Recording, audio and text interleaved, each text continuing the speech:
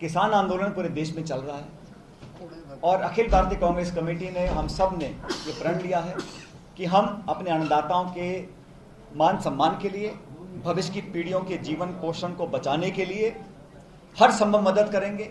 हमने कभी भी राजनीति नहीं करी, किसान आंदोलन को समर्थन किया, हर मूवमेंट के साथ खड़े रहे। और आज जब उत्तर प्रदेश में मनमानी कर रही है, the UP police and the UP government is in the habit of operating beyond the law of the land.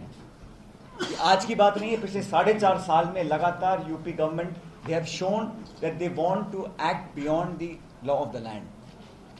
और जिस प्रकार से लोगों को धमकाया गया, लोगों को डराया गया, वो बहुत पीछे रह गया।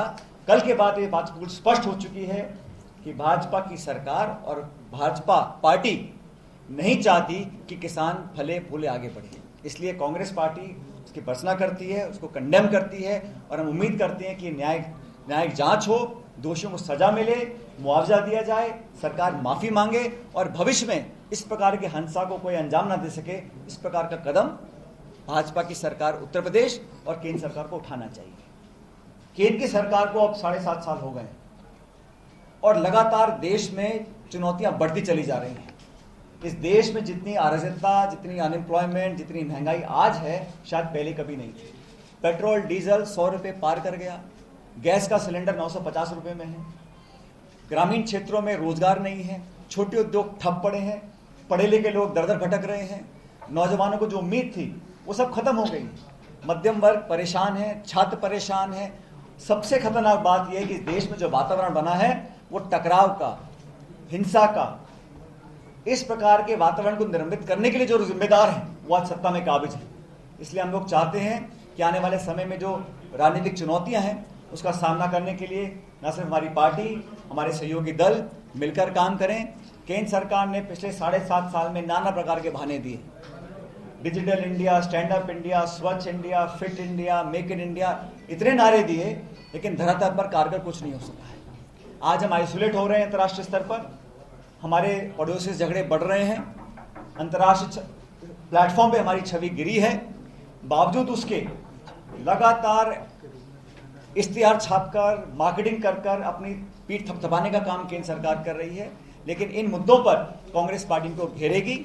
आज देश भर में लोग रोष में हैं कि यूपी में जो घटना हुई है उसके विरोध में न सिर्फ महाराष्ट्र प्रदेश कांग्रेस कमेटी, लेकिन संपूर्ण प्रदेश और देश में कांग्रेस जन आज सड़कों पर आएगा, इसका विरोध करेगा। और मैं समझता हूं धीरे धीरे वो नकाब उठ रहा है। किसानों की आमदनी दुगनी करने की बात करने वाली सरकार आज किसानों को मरते हुए देख रही है। कितने किसान खुदकुशी कर चुके, किसानों पर आक्रमण हो रहा है, केस हो रहे हैं, इनकी जाने जा रही हैं।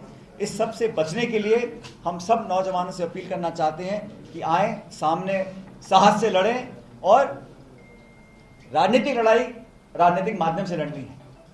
और कांग्रेस पार्टी का 130 साल पुराना इतिहास रहा है। हम सब अहिंसा में विश्वास करते हैं और सबको साथ लेकर चलना चाहते हैं।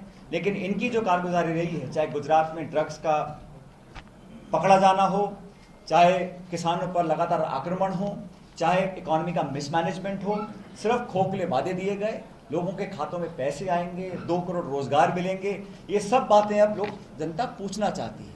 इसलिए लगातार आईना दिखाना, अकाउंटेबिलिटी सेट करना, ये हमारी प्राथमिकता है। और हम लोग इस बात को सड़कों तक लेकर गए हैं, चाहे वो हमारे विधायक हों, सांसद हों, कार्यकर्ता हों, लगातार इस पर हम आगे काम करते रहेंगे।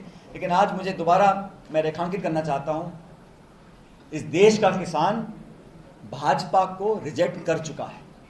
भारतीय जनता पार्टी अब किसी भी परछाई के पीछे खड़े होकर अपने आप को बचा नहीं सकती। जिस तरह लोगों की आमदनी कम हुई है, लोगों की जमीनों पर अतिक्रमण हुआ है और जो व्यवहार किया गया है, आज देश की राजधानी दिल्ली, लगातार दिल्ली में सर्दी में, गर्मी में 1 साल से किसान बैठे। और हरियाणा में जो लाठीचार्ज हुआ, उसके बाद वहां के मुख्यमंत्री ने लोगों को उकसाया हिंसा करने के लिए, और उत्तर प्रदेश में जो वह पराकाष्ठा हो गई है, मतलब वो सब कुछ उन्होंने पीछे छोड़ दिया है। और आज भी आप रवैया देखिए, यूपी की सरकार बोलती है कि किसानों ने हम पर अटैक किया है।